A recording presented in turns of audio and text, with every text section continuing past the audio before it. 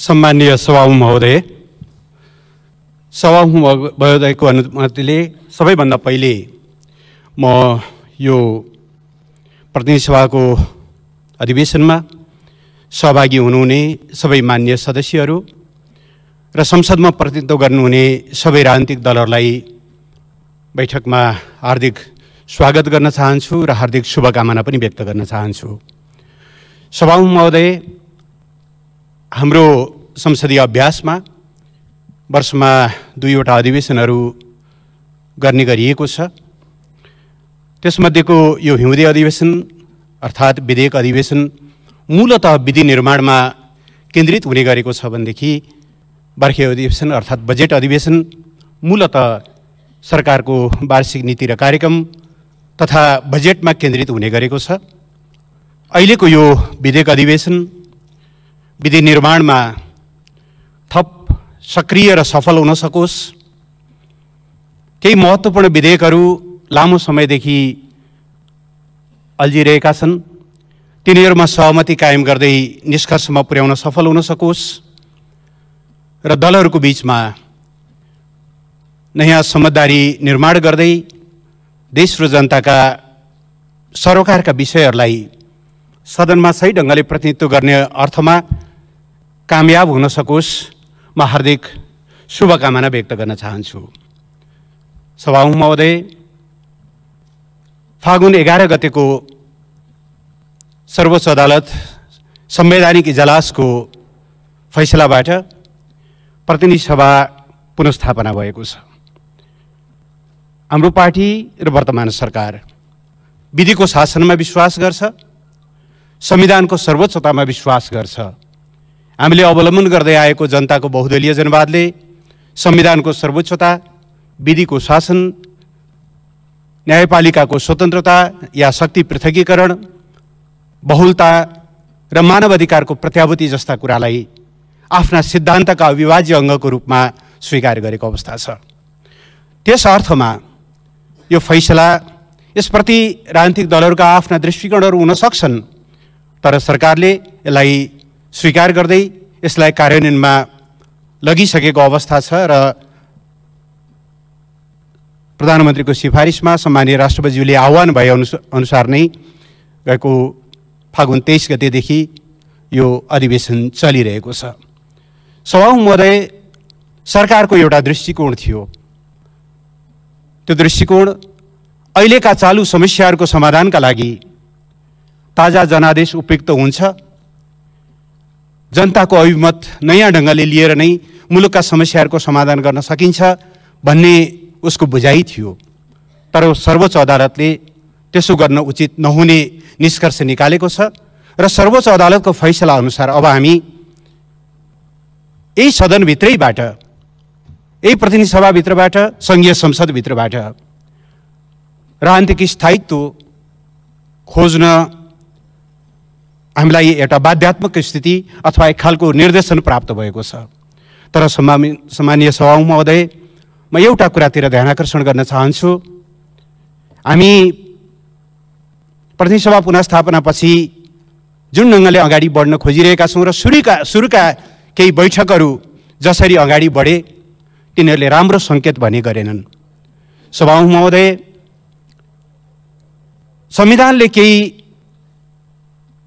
सदन सञ्चालनसँग सम्बन्धित, अध्यादेशसँग सम्बन्धित केही प्रष्ट व्यवस्थाहरू गरेको छ।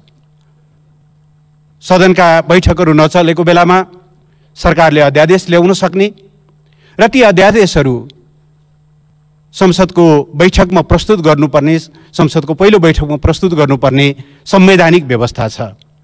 तर हामी यस्तो अवस्थामा पुग्यौँ कि अत्यावश्यक र ज्यादै जनजीवनसँग सरोकार राख्ने विधेयकहरू समेत, उदाहरणको निम्ति एसिड आक्रमण जस्तो अत्यन्त जघन्य अपराध जसले दर्जनौं किशोरीहरूको, युवतीहरूको जीवनमा गम्भीर शारीरिक र मानसिक आघात पुगेको छ, जसको क्षतिपूर्ति सम्भव छैन, त्यसलाई कठोर सजाय दिनको निम्ति सरकारले अध्यादेश लिएर आयो। हामी त्यसलाई छलफलमा लग्न सकेनौँ अथवा टेबल पनि गर्न पाएनौँ। यसबीचमा खोपको, कोरोना विरुद्धको खोपको आपतकालीन प्रयोगका लागि सरकारले अध्यादेश ल्यायो। त्यो जस्तो एउटा जीवनदायिनी विषयमा पनि हामीले सहमति जुटाउन सकेनौँ। बलात्कार र यौनजन्य कसुरका निम्ति सजाय बढाउन अर्को अध्यादेश आएको थियो। त्यसै गरी टिआरसी सङ्क्रमणकालीन न्यायलाई टुङ्गोमा पुर्याउनका निम्ति आयोगहरूको म्याद बढाउनका निम्ति ल्याइएका केही अध्यादेशहरू, जसमा मलाई लाग्छ सदनमा विमति हुनुपर्ने कुनै कारण नै छैन, तर यस्ता विषयमा समेत हामी प्रवेश गर्न सकेनौँ। यहाँसम्म कि हाम्रा सहकर्मी माननीयहरू या पूर्व माननीयहरू जो दिवंगत हुनुभएको छ, उहाँलाई श्रद्धाञ्जली दिनका लागि समेत हामीले 3-4वटा बैठक कुर्नुपर्ने अवस्था सृजना भयो।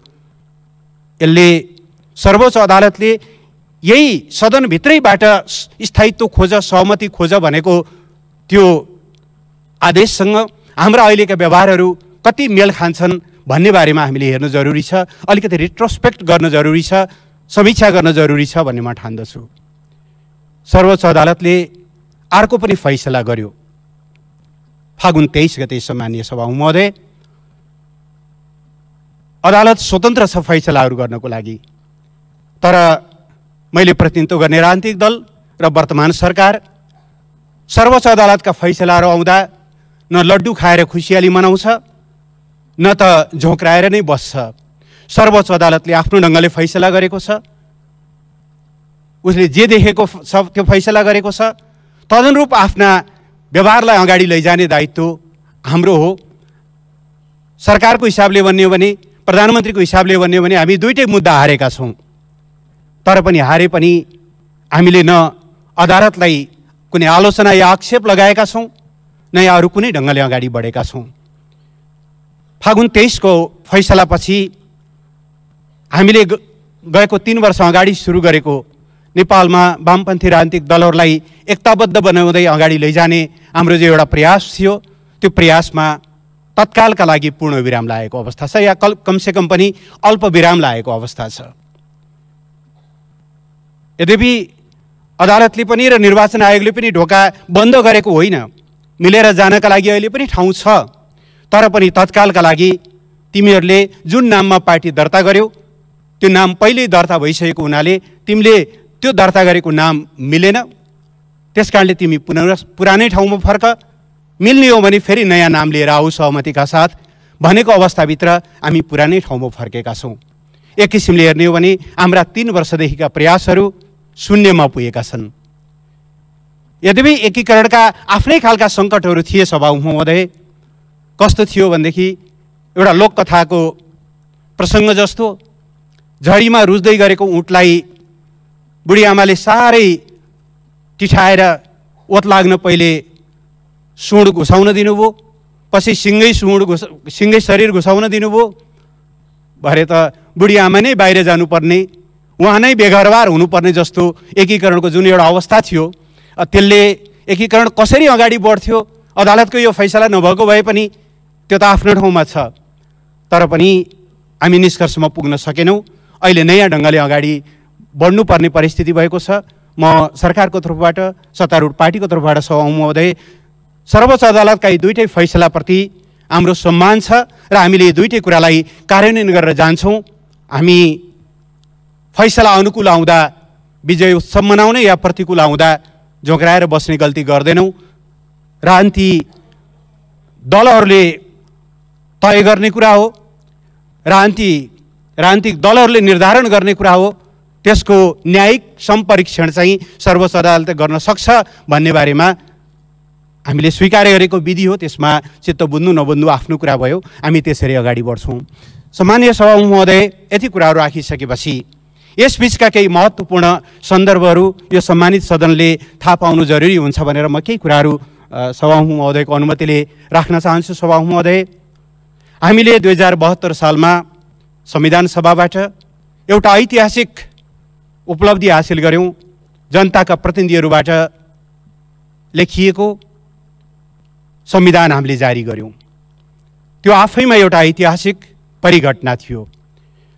त्यो परिघटनाको क्रममा तत्कालीन संविधान सभाभित्र रहनुभएका केही माननीय सदस्यहरू, केही राजनीतिक दलहरू असहमत हुनुभयो। उहाँहरू त्यो प्रक्रियाबाट बाहिरिनुभयो, संविधानको विपक्षमा उभिनुभयो। यद्यपि आज आइपुग्दाखेरि त्यति बेला संविधान सभामा रहेका सबै राजनीतिक दलहरू हामी एकै ठाउँमा छौँ।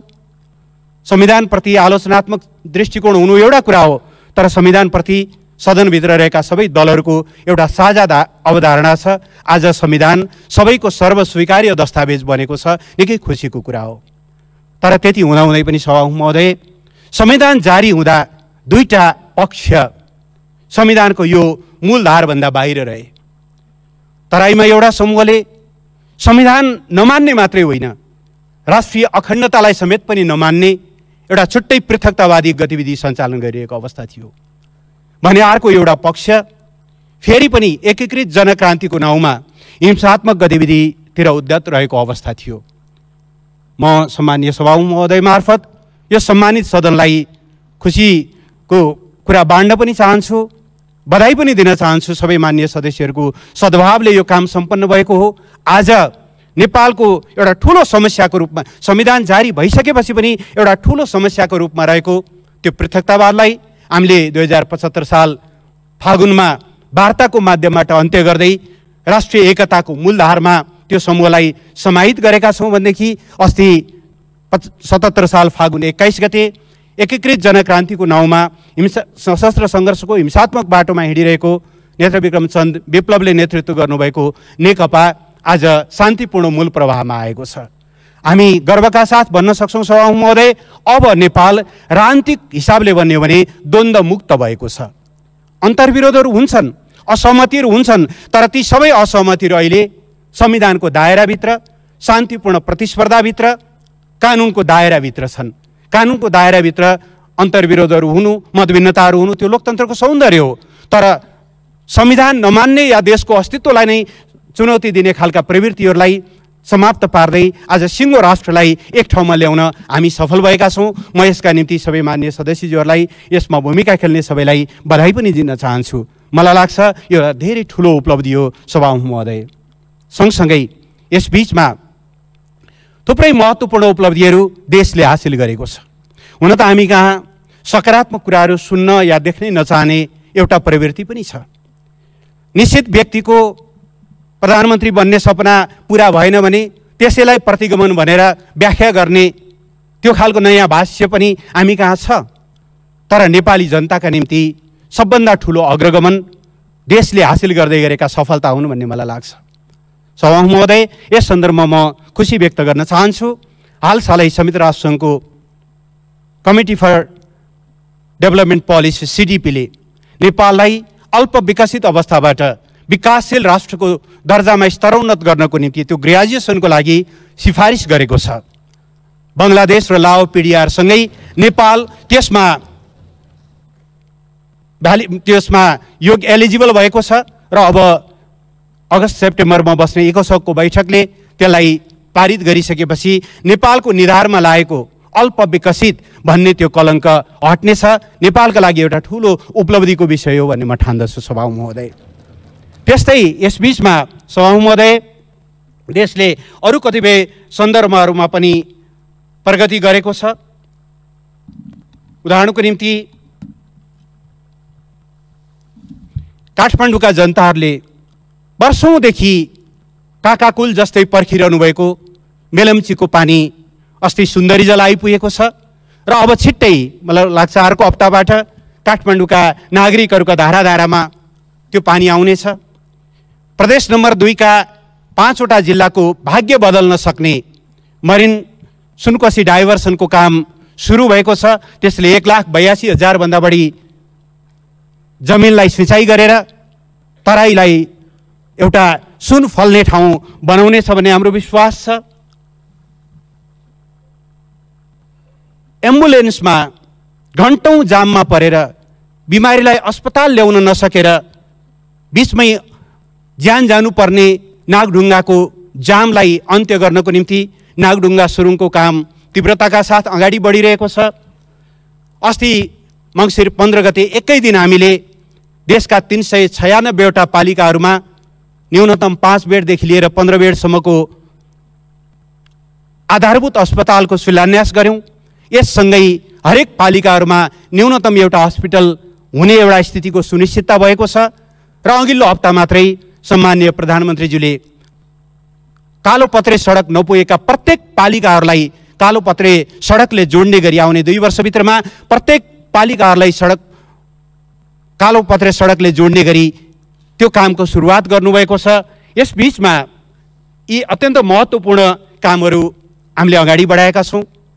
अबको करिब 1 महिनाभित्र तामाकोसीको विद्युत बल्नेछ। तामाकोसीबाट हामीले विद्युतको काम सुरुवात गर्नेछौँ। यस बीचमा 400 केभी भोल्टेज क्यापेसिटीको ढल्केवर सब स्टेसनको निर्माण भएको छ। यस्ता केही महत्त्वपूर्ण विषयहरू छन् जसले गर्दा देशले एउटा नयाँ उपलब्धिहरू हासिल गर्दै गरेको अवस्था छ। सम्माननीय सभामुख महोदय, कोरोनाको महामारीले विश्व आक्रान्त भइरहेको बेला नेपालले, नेपाली जनताको सहयोगमा नेपाल सरकारले यसको कुशलतापूर्वक सामना गर्यो। सङ्क्रमण 2,75,000 पुगे पनि हाम्रो रिकभरी रेट 98.5% भन्दा माथि छ। आजका दिनमा 1,000 भन्दा कम मात्रै सक्रिय सङ्क्रमितहरू हस्पिटलमा हुनुहुन्छ र मृत्यु दर पनि 1% को हाराहारीमा मात्रै छ। म नेपाली जनतालाई धन्यवाद दिन चाहन्छु। स्वास्थ्य प्रोटोकललाई पालना गरिदिएर आफूलाई धेरै कठिन पर्दा पर्दै पनि उहाँहरूले जुन ढङ्गले साथ दिनुभयो, नेपालले कोभिडको विरुद्धको लडाइँमा एउटा नयाँ दृष्टान्त स्थापित गर्न सकेको छ। यसबीचमा हामीले कोभिड भ्याक्सिन लगाउन सुरु गऱ्यौँ माघ 14 गतेदेखि। सभामुख महोदय, यो कुरा सुनाउँदा मलाई खुसी लागेको छ कि संसारका 60वटा अग्रपङ्क्तिका मुलुकमध्ये नेपाल पनि थियो जसले सुरुमै कोभिड भ्याक्सिन सुरु गर्न सक्यो र हिजोका दिनसम्म हामीले फ्रन्ट लाइनका स्वास्थ्यकर्मी, सुरक्षाकर्मी र 65 वर्ष माथिका ज्येष्ठ नागरिकहरू गरेर करिब 17 लाखलाई हामीले कोभिड भ्याक्सिन दिन सफल भएका छौँ। अब अर्को चरण सुरु हुनेछ र सरकारले मित्रराष्ट्र भारतप्रति हामी आभारी छौँ जसले 10 लाख हामीलाई अनुदानमा दियो। हामीले 20 लाख त्यहाँबाट खरिद गरेका छौँ, अरू थप खरिद गर्ने प्रक्रियामा छौँ। मित्रराष्ट्र चीनप्रति हामी आभारी छौँ जसले 8 लाख डोज हामीलाई उपलब्ध गराएको छ र संयुक्त राष्ट्रसङ्घको कोभ्याक्स सुविधा अन्तर्गत नेपालले 20% पपुलेसनलाई पाउने गरी कोभिड भ्याक्सिनको सुनिश्चितता गरेको छ। यी सबै कुराहरूको माध्यमबाट हामी कोभिडको विरुद्ध पनि एउटा महत्त्वपूर्ण सफलता हामीले प्राप्त गर्ने दिशामा अगाडि बढिरहेका छौँ। यद्यपि खोप सुरु भए पनि अझै पनि महामारीको जोखिम टरि नसकेको दोस्रो तेस्रो वेभको खतरा रहिरहेको हुनाले सबैलाई आवश्यक स्वास्थ्य प्रोटोकल पालना गर्नका निम्ति पनि म आग्रह गर्न चाहन्छु। सभामुख महोदय, यसबीचमा मुलुकको बाह्य सम्बन्धमा पनि हामीले महत्त्वपूर्ण सफलताहरू प्राप्त गरेका छौँ। नेपाल संयुक्त राष्ट्रसङ्घको सुरक्षा परिषदमा र संयुक्त राष्ट्रसङ्घको महिलामाथि हुने विभेद विरुद्धको जुन समिति छ सिडक कमिटीमा दोस्रोचोटि शानदार मतका साथ विजयी भएको छ अस्ति अक्टोबर र नोभेम्बरमा भएको निर्वाचनमा। र यसबीचमा मित्रराष्ट्र भारतसँग हामीले जुन सीमा समस्या थियो, यो सीमा समस्याको बारेमा यही सम्मानित सदनमा बेलामा मौकामा गुनासाहरू उठ्ने गर्थे। कतै प्रधानमन्त्रीले अलिक कडा कुरा गर्दा सम्बन्ध बिग्रिया हो कि, कतै सरकारले ठिक ढङ्गले यो डिल गर्न नसक्या हो कि, तर ती सबै कुराहरू भ्रम थिए। सभामुख महोदय, यसबीचमा हामीले नेपालको कालापानी, लिपुलेक र लिम्पियाधुराको एजेन्डालाई नेपाल भारत संयुक्त आयोगको बैठक 6औं बैठक जो गएको माघ 2 गते दिल्लीमा सम्पन्न भएको थियो, त्यहाँ औपचारिक रूपमा हामीले टेबलमा एजेन्डा बनाएका छौँ र यसले पुष्टि गरेको छ आफ्ना राष्ट्रिय हितका कुराहरू गर्दा कुनै देशसँग पनि सम्बन्ध बिग्रिँदैन। बरु समस्यालाई गुन्द्रीमुनि लुकाउँदा, समस्यालाई झस्केलाबाट बाहिर छिराउनु खोज्दा समस्या बिग्रिने हो। एउटा विश्वासका साथ कुराकानी गर्दा सम्बन्ध बिग्रिन्छ भन्ने होइन। यसरी हामी अगाडि बढेका छौँ। यसबीचमा सगरमाथाको उचाइ नेपालले आफ्नै पौरखबाट, आफ्नै प्राविधिकहरूबाट मापन गरेर मित्रराष्ट्र चीनसँग समेत समन्वय गरेर हामीले त्यसको नयाँ उचाइ विवादरहित ढङ्गले 8,848.86 मिटर हुने गरी त्यसको घोषणा पनि गरेका छौँ। र यसरी सारमा सभामुख महोदय, मुलुकले यसबीचमा महत्त्वपूर्ण सफलताहरू प्राप्त गर्दै गरेको छ।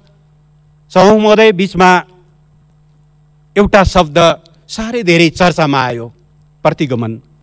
मैले अघि पनि भने प्रतिगमनको परिभाषा कस्तो भयो भने निश्चित व्यक्ति पदमा पुग्न पाउँदा अग्रगमन हुने, पदमा पुग्न नपाउँदा प्रतिगमन हुने। तर हाम्रा निम्ति सभामुख महोदय, काठमाडौँका काकाकुल जस्तो परेका जनताले पानी खान पाउनुभन्दा ठुलो अग्रगमन अरू के पनि हुन सक्दैन। सभामुख महोदय, तराईका बन्जर जमिनमा सिँचाइ दिनुभन्दा ठुलो अग्रगमन अरू के पनि हुन सक्दैन। सभामुख महोदय, कोभिड भ्याक्सिनको विरुद्ध संसारका अग्रपङ्क्तिमा रहेर हामीले चाहिँ त्यो भ्याक्सिन उपलब्ध गराउन सक्यौँ र एकजना पनि नागरिकको जीवन बचाउन सक्यौँ भने त्योभन्दा अग्रगमन अरू केही पनि हुन सक्दैन सभामुख महोदय। त्यसबाट हामी चाहन्छौँ यो सदन यस्तै खालका अग्रगामी एजेन्डामा केन्द्रित होस्। व्यक्तिका अतृप्त आकाङ्क्षाहरूमा घुमेर हामीले यो मूल्यवान समयलाई खेर फाल्नु हुँदैन भन्ने आग्रह गर्न चाहन्छु। यति कुरा राखेर अब मैले चाहिँ परराष्ट्र मन्त्रीको हैसियतले एउटा जानकारी गराउनु पर्नेछ सभामुख महोदय। यो सदनलाई बङ्गलादेशका महामहिम राष्ट्रपति मोहम्मद अब्दुल हमिदको मैत्रीपूर्ण निमन्त्रणामा यही 9 र 10 गते अर्थात् मार्च 22 र 23 मा सम्माननीय राष्ट्रपतिज्यूले बङ्गलादेशको औपचारिक राजकीय भ्रमण गर्दै हुनुहुन्छ सभामुख महोदय। त्यस क्रममा उहाँले बङ्गबन्धु शेख मुजिबुर रहमानको जन्म शतवार्षिकीको एउटा विशेष कार्यक्रमलाई सम्बोधन गर्ने कार्यक्रम छ। त्यहाँका सम्माननीय राष्ट्रपतिज्यू, प्रधानमन्त्रीज्यू र परराष्ट्र मन्त्रीज्यूसँग भेटघाट गर्ने कार्यक्रमहरू छ। उहाँहरूले शिष्टाचार भेटघाट गर्ने र सम्माननीय राष्ट्रपतिज्यूसँग द्विपक्षीय बैठक गर्ने कार्यक्रम छ र सँगसँगै केही महत्त्वपूर्ण सहमतिहरूमा पनि हामी निष्कर्षमा पुग्ने अपेक्षा गरेका छौँ।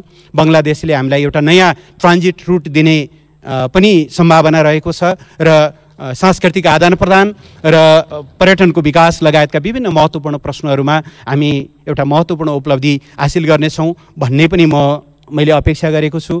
यो महत्त्वपूर्ण भ्रमणको जानकारी समेत सम्मानित सदनलाई दिँदै म अन्त्यमा सम्मानीय सभामुख महोदय मार्फत सबै मान्यज्यूहरू र संसदमा प्रतिनिधित्व गर्ने सबै राजनीतिक दलहरूलाई फेरि एकचोटि सम्मानित सर्वोच्च अदालतले हामीलाई 5 वर्ष प्रतिनिधि सभाको कार्यकाल सामान्यतया खण्डित हुँदैन, तिमीले राजनीतिक स्थिरता त्यही भित्रबाट खोज भनेर आदेश दिएको सन्दर्भमा दलहरूको बिचमा नयाँ ढङ्गको समझदारी विकास गरेर लैजानुपर्ने जरुरी देखिएको छ। त्यो समझदारी विकासका लागि सरकार र मेरो राजनीतिक दल पूर्ण रूपले सहयोगी रहने, पूर्ण रूपले त्यसमा रचनात्मक भूमिका खेल्ने विश्वास दिलाउँदै यो समय उपलब्ध गराइदिनु भएकोमा सभामुख महोदयप्रति आभार व्यक्त गर्दै बिदा हुन चाहन्छु। धन्यवाद, नमस्कार।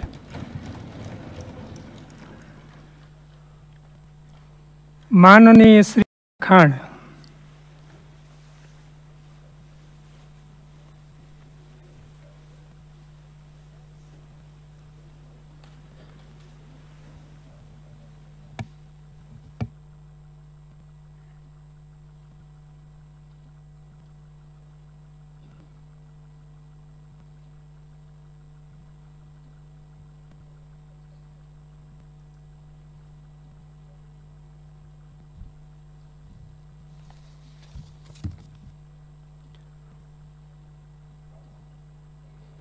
सम्माननीय सभामुख महोदय, प्रतिनिधि सभाको यो बैठक एउटा विशिष्ट परिस्थितिमा सम्पन्न भइरहेको छ र यस बैठकमा म नेपाली कांग्रेसको तर्फबाट, प्रमुख प्रतिपक्षी दलको तर्फबाट सबै माननीयज्यूहरूलाई हार्दिक स्वागत गर्दछु र यो सदनको पूर्ण सफलताको लागि म हार्दिक शुभकामना पनि व्यक्त गर्न चाहन्छु। संविधानको प्रावधान विपरीत केबी ओलीजीको नेतृत्वमा रहेको कम्युनिस्ट सरकारले प्रतिनिधि सभाको विघटन गरेको थियो र सरकारको प्रतिनिधि सभा विघटनको यो निर्णयलाई नेपाली कांग्रेसले असंवैधानिक, अलोकतान्त्रिक, सर्वसत्तावाद र निरङ्कुशता प्रेरित कदम भनेको थियो। सम्मान्य सभामुखज्यू, सरकारको यो असंवैधानिक निर्णयको खिलाफमा नेपाली कांग्रेसले देशभरि नै सबै जिल्लाहरूमा, सबै गाउँ र नगर तथा वडाहरूमा समेत पनि विरोध कार्यक्रमको आयोजना गरेको थियो। सरकारको अधिनायकवादको खिलाफमा, सर्वसत्तावाद र निरङ्कुशताको खिलाफमा, संविधान विरुद्धको सरकारको कदमको खिलाफमा, संविधानको रक्षाको लागि। त्यसरी नै देशका विभिन्न भूभागमा जागरुक नागरिक समाजले, विभिन्न राजनीतिक पार्टीले, देशका युवा तथा तरुणहरूले सरकारको यो असंवैधानिक कदमको, सरकारको यो अधिनायकवादतर्फको यात्रालाई रोक्नका लागि विरोधहरू गर्नुभएको थियो। तर संविधानको प्रावधान अनुसार कार्यपालिका, न्यायपालिका र व्यवस्थापिका शक्ति पृथ्वीकरणको सिद्धान्त अन्तर्गत व्यवस्थापन गरिएको छ र न्यायपालिकालाई स्वतन्त्र निष्पक्ष न्यायपालिकाको रूपमा संविधानले एउटा विशिष्ट स्थान दिएको छ। तर सर्वोच्च अदालतको संवैधानिक इजलासले सरकारको यो असंवैधानिक कदमलाई बदर गरेर, खारेज गरेर यो प्रतिनिधि सभाको पुनर्स्थापना गरेको छ। म हाम्रो पार्टीको तर्फबाट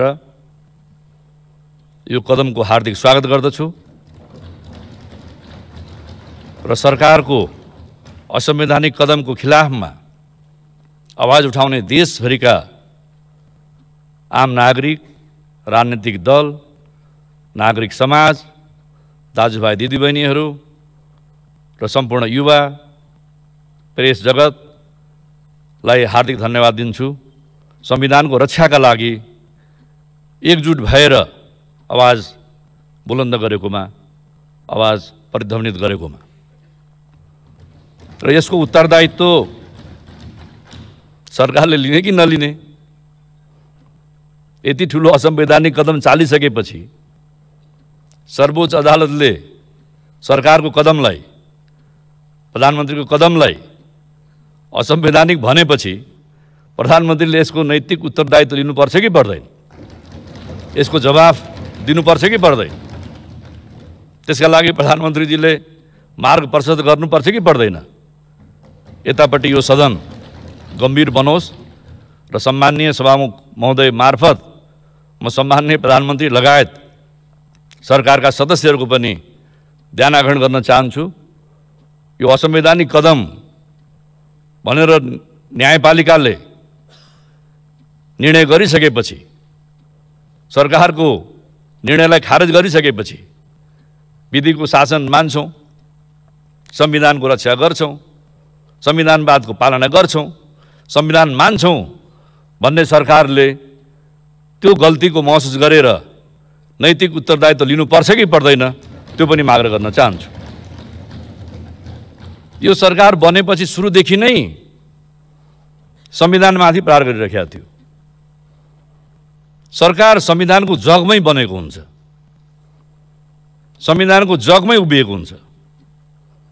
तर हाम्रो संवैधानिक प्रावधान अनुसार संघीय लोकतान्त्रिक गणतन्त्र, बहुलवादमा आधारित बहुदलीय लोकतान्त्रिक संसदीय व्यवस्थाको जुन हाम्रो व्यवस्थापन गरिएको छ र संसदबाटै सरकारको निर्माण हुन्छ। संसदको भूमिकालाई गतिशील गराउने, संसदलाई उत्तरदायी गराउने, संसदको सम्मान बढाउने काम गर्ने सरकारको पनि दायित्व। त्यस्तै संविधानको रक्षा गर्नु र पालना गर्नु सरकारको। तर यो सरकार बनेदेखि निरन्तर संविधानमाथि प्रहार गरिरहेको छ। संविधानले नेपाली नागरिकलाई मौलिक अधिकार प्रदान गरेको छ। त्यसमध्येमा सबभन्दा महत्त्वपूर्ण मौलिक अधिकार विचार र अभिव्यक्तिको स्वतन्त्रता हो। सरकार बनेकै दिनबाट विचार र अभिव्यक्तिको स्वतन्त्रतामाथि यसले गम्भीर प्रहार गरेको छ। मैत्रीघर, मण्डला लगायत, पुरानो रत्नपार्क लगायत कतिपय सार्वजनिक ठाउँहरूमा त्यहाँ भेला हुन नपाइने, त्यहाँ जम्मा हुन नपाइने, त्यहाँ बोल्न नपाइने, यस्ता खालका निर्णय पनि सरकारले गर्यो। सरकारको यस्तो खालको निर्णय, विचार र अभिव्यक्ति स्वतन्त्रताको विरुद्धको निर्णयमा जनताले मुद्दा हाल्नु पर्यो, फेरि अदालतले भनिदियो त्यहाँ जानु पाइन्छ, बोल्नु पाइन्छ, भेला गर्न पाइन्छ। भनेपछि सरकारले अग्रगमन गरेका छ कि प्रतिगमन गरेका छ? एकपटक सरकारका सम्माननीय प्रधानमन्त्री र माननीय मन्त्रीजीहरूले छातीमा हात राखेर संविधानको किताबमाथि चाहिने हात राखेर तपाईहरु आफैले सोध्नुहोस्, के संविधान जुन स्पिरिटमा हामीले बनाएका थियौं त्यही स्पिरिटमा तपाईहरुले पालना गर्दै हुनुहुन्छ? जसरी चाहिने मिडिया विधेयक लिएर आइयो, मिडियाको मुख थुन्नका लागि सूचना र प्रविधि विधेयक ल्याइयो, त्यस्तै गुठी विधेयक नेपालको धेरै पुरानो परम्परा र संस्कृति, गुठी संस्कृति, गुठी परम्परामा कतिपय गुठियारहरूको जन्म गुठीमा हुन्छ, उनीहरूको संस्कार गुठीमा बित्छ र मृत्यु संस्कारसम्म पनि त्यही गुठीमा हुन्छ। जन्मदेखि मृत्युसम्म व्यवस्थापन गरिएको गुठीलाई गुठी विधेयकको नाममा खारेज गर्ने कोसिस किन गरियो? हामीले यही सदनमा विरोध गर्यौं, तमाम जनप्रतिनिधि मान्यजीहरूले विरोध गर्नुभयो, आम नेपालका नागरिकहरू सचेत वर्गले माइती घरमा बडो भद्रपूर्ण रूपमा चाहिँ विरोध गर्नु पर्यो। त्यहाँले सरकारले चाहे संस्कृतिको परम्पराको माखोल उडाउने क्रममा होस्, चाहे विचार र अभिव्यक्ति स्वतन्त्रतालाई बन्देज गर्ने क्रममा होस्, त्यस्तै मानवाधिकार विधेयक, राष्ट्रिय सुरक्षा परिषदको विधेयक, नेपाल विशेष सेवासँग सम्बन्धित विधेयक, जहाँ कुनै पनि नागरिकको गोपनीयतालाई चाहिँ तपाईलाई हरण गर्न सकिने, कसैको पनि टेप या कम्प्युटर या उसका चाहिँ ल्यापटपहरूदेखि लिएर सबै कुराको चाहिँ सरकारले पूर्ण रूपमा बन्देज अनुगमन गर्न सक्ने, यो निरङ्कुश तानाशाही भएको देशमा मात्रै हुन्छ। जहाँ प्रजातन्त्र छ, जहाँ लोकतन्त्र छ, जहाँ विधिको शासन छ, उत्तरदायी सरकार छ, त्यहाँ यस्तो खालको नागरिकको गोपनीयतालाई समाप्त गर्ने सरकारले यस्ता खालका विधेयकहरू ल्याउन पाउँदैन। र हाम्रो संविधानमा पनि विचार र अभिव्यक्तिको स्वतन्त्रता जस्तै नागरिकको जनताको गोपनीयता सम्बन्धी पनि अधिकार छ। त्यसले यो सरकारले यस्तो खालको ल्यायो। अर्कोतिर पछिल्लो पटक नोभल कोरोना भाइरसको महामारी छ, कोभिडको महामारी छ, त्यसका बारेमा यहाँ गम्भीर छलफल गरौँ, जनतामा एउटा भरोसा र विश्वास जगाउँ, जनतालाई पनि साथै लिएर जाउँ। राज्यको पहिलो दायित्व नागरिकको जीवन रक्षा हो। कुनै पनि नागरिकको, एउटा पनि जनताको अकालमा मृत्यु भयो भने सरकारले जिम्मेवारी लिनुपर्दछ। यति गम्भीर महामारी, यति गम्भीर सङ्कट भइरहेको बेलामा छलफल गरौँ, सरकारले व्यवस्थापन गरोस् भन्दाखेरि अत्यन्तै अस्वाभाविक ढङ्गले चाहिँ सदनको अन्त गर्नुभयो। यहाँ सामान्य चाहिँ तपाईलाई छलफल पनि गरिएन, सामान्य शिष्टाचार पनि राखिएन, एकलौटी ढङ्गले एकदमै तपाईलाई अपरझट भूमिगत शैलीमा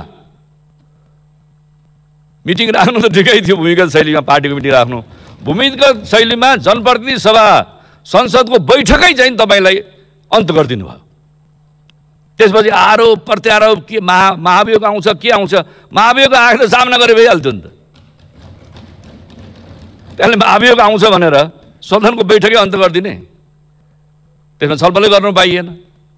हामी धैर्यतापूर्वक चाहिँ सरकारलाई सहयोग गरिरहेका छौँ। यो कोभिड-19 को महामारीको बेलामा जनताले मुख थुनेर सहयोग गरिरहेका छन्, भोको पेट र चाहिँ नाङ्गो आङले सहयोग गरिरहेका छन्।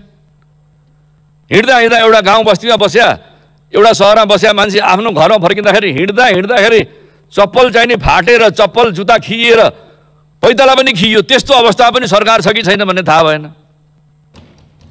फेरि छलफल होला, फेरि बैठक होला, फेरि बसिएला, हिउँदी अधिवेशन त होला। अब कम्तीमा संवैधानिक प्रावधान अनुसार 6 महिनाभित्र बैठक गर्नुपर्ने, ल 6 महिनाभित्र अब त बैठक होला, 1 हप्ता मात्रै बाँकी छ, अनि तपाईलाई बैठक गर्नुपर्छ भनेर सदनै भङ्ग। अब अहिले सर्वोच्च अदालतले चाहिँ हामीलाई पुनर्स्थापित गरेको छ। यो सदनलाई रचनात्मक ढङ्गबाट अगाडि बढाउँ, जनतामा एउटा नयाँ भरोसा र विश्वास पैदा गरौँ। राजनीतिक दलहरूको बिचमा पनि भएका तिक्ततालाई कम गर्दै फेरि सहयात्रा र हातेमालो गर्ने अवस्थामा अगाडि बढौँ भन्ने नै हाम्रो नेपाली काङ्ग्रेसको चाहना हो। तर सरकारले सदनमा कुनै बिलै ल्याउँदैन, कुनै विधेयक अगाडि बढाउन चाहँदैन। केही अध्यादेशहरू ल्याएको थियो, जुन अध्यादेशहरू जरुरी पनि छन्, तर त्यसमा पनि सरकारले चाहिँ तपाईँलाई अब अत्तो थापेर चाहिँ होइन, हामीले पहिलो बैठकमा ल्याउनु पाएनौँ, त्यस कारणले अब त्यसका बारेमा चाहिँ हाम्रो रिजर्भेसन छ भन्नुहुन्छ। उल्टै एसिड आक्रमणसँग सम्बन्धित चाहिँ तपाईँलाई अपराधको दोषीलाई कडाभन्दा कडा सजाय होस्, त्यसमा हाम्रो पार्टी चाहिँ तपाईँको साथमा छ। त्यसै कोभिडको व्यवस्थापनका लागि पनि हामीले सदैव सरकारलाई रचनात्मक सहयोग दिँदै आएका छौँ। प्रधानमन्त्रीलाई हाम्रो पार्टीका वरिष्ठ नेता रामचन्द्र पौडेल लगायतको डेलिगेसनले गएर भेटेर चाहिँ ज्ञापन पत्र दिएको हो। नेपाली काङ्ग्रेस संसदीय दलको तर्फबाट म आफै डेलिगेसनमा गएर चाहिँ असार 2 गते ऊ जमानामा चाहिँ तपाईँलाई ज्ञापन पत्र दिएको हो सरकारलाई सहयोग गर्न। 2 घण्टा त प्रधानमन्त्रीसँग हाम्रो संवाद भएको थियो।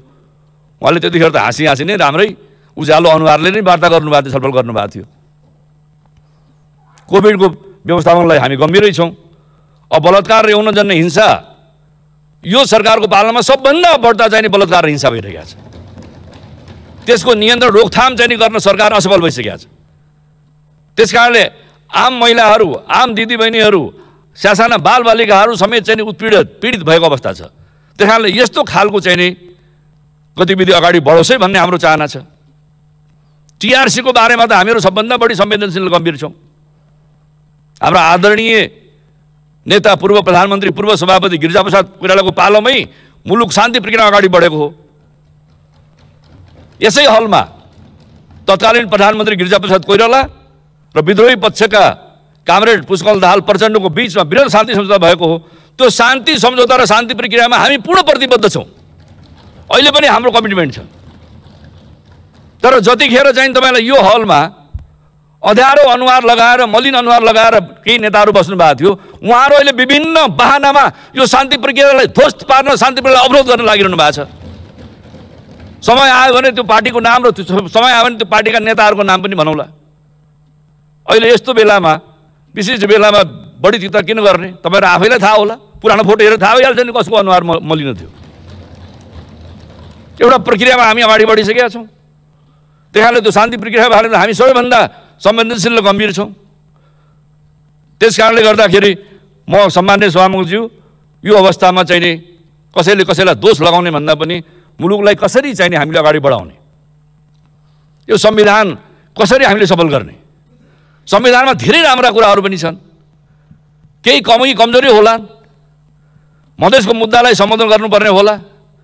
नेपाली काङ्ग्रेसले त सदैव यो संविधानमा भएका कमी कमजोरी हटाउन र यो संविधान सबैको स्वामित्वमा स्थापित गर्नका लागि संविधान संशोधन गरौँ भनेकै छौँ नि।